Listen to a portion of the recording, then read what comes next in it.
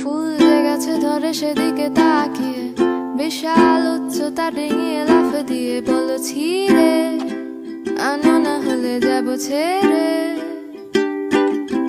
কোন সাদা ছাড়া দরজার হাতল চেপে খট করে মুছড়ে দিয়ে আমাকে দেখে বলে যাবে নাকি নিয়ে যাব তাকে সাথে। খপ করে আমার হাতটা ধরে নিজের কাছে টেনে